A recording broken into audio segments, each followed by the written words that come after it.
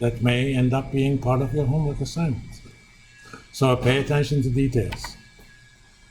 All right, what am I gonna do? First, I need to figure out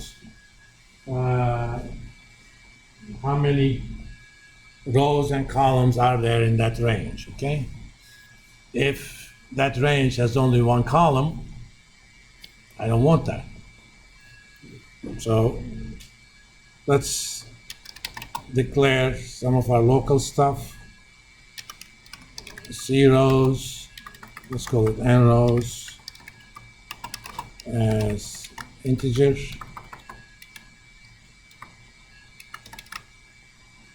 Actually, I'm going to call it long, because if I say integer, the max I can allow is 32,000.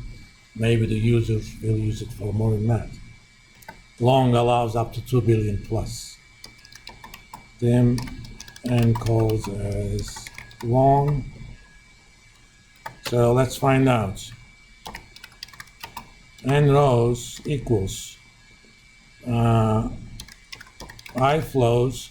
Since it's a range object, as soon as I hit period, Excel shows me what kind of members and functions it has. I want rows, okay? And rows itself technically is collection. So you get another one, and you get the count, okay? So how many rows are there?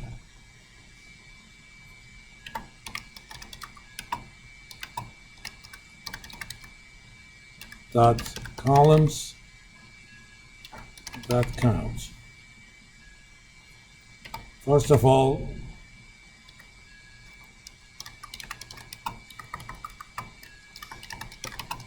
check if the cash flow range has more than or has less than 2 columns. If so, error message.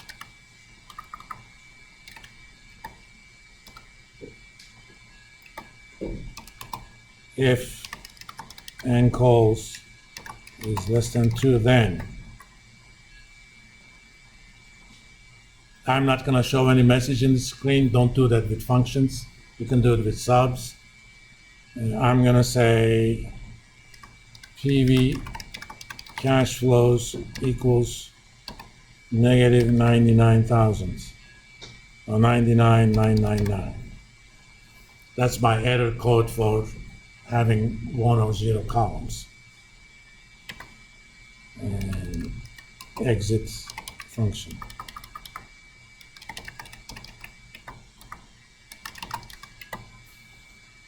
Okay, now we know that there is at least 2 columns. You can check if it is more than 2, but if the user mistakenly gives you 3, you're going to ignore anything above the third, above the second column. So here's what I'm going to do.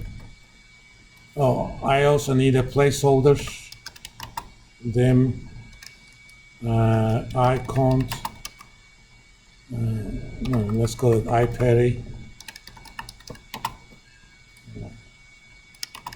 As long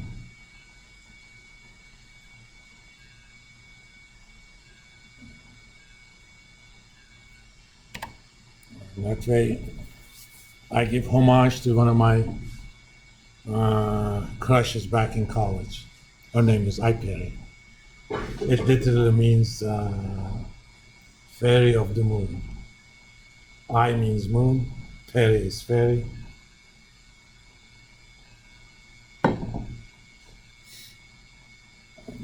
Oh, I also need a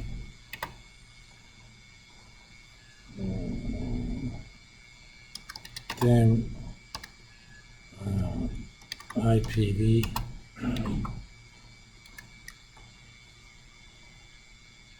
IPV as double. That's only for my convenience. I'm gonna get things started. PV cash flows equals 0. As you can see, I didn't spell that right. It didn't go to my preferred capitalization. Now it is right.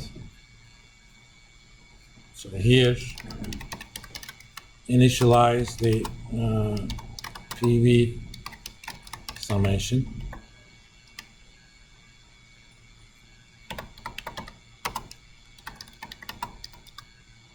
Loop over periods. Since we picked off how many rows the range has, we know exactly how many periods are there, right?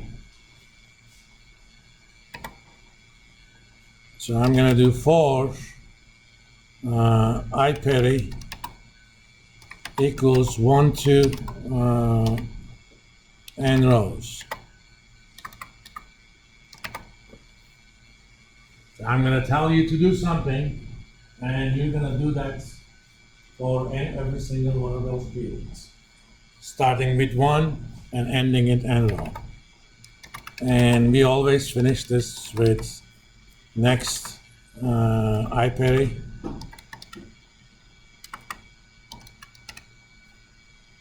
This means once you finish that code, go to the next one on the list. In this case, we go by 1, but that's not always the case. Sometimes you go by 2s, 3s, 5s, or you go backward. So let me see. I'm gonna calculate the PV of the current cash. Okay, let me actually get 2 more things in here. Again, just for convenience purposes, I'm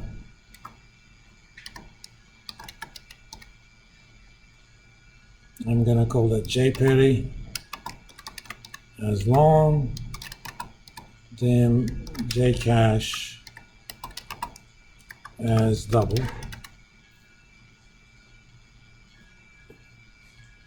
Actually, let me make that double too. Who knows, maybe they gave me a non-integer period. So let's grab the JPERI. This is the period, number of periods from the first column of the range. So my range is iflows dot, okay? What am I gonna do with that? I'm gonna pick columns 1, okay? And in that column, I'm gonna pick rows, IPERI,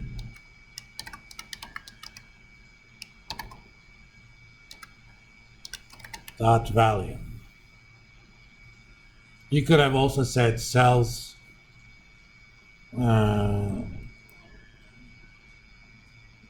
iflows dot cells parentheses 1 comma IPERI, but I like writing it this way.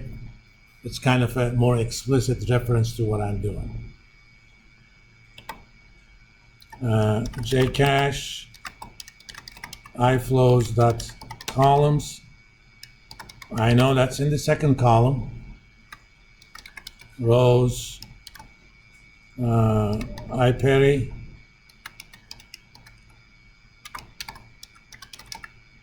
that value, right? So for that period, I know the number of periods, I know the cash. I have my interest rate. Oh, I haven't done about that. Dim P rate as double, that's period rate. And let's calculate P rate here. And calculate the period rate.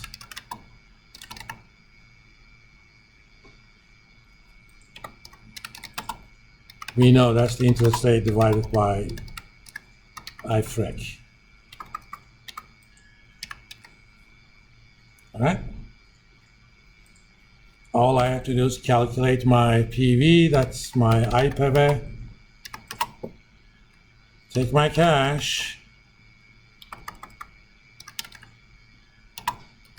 divide that by, in fact, as my mama taught me, don't ever calculate anything twice.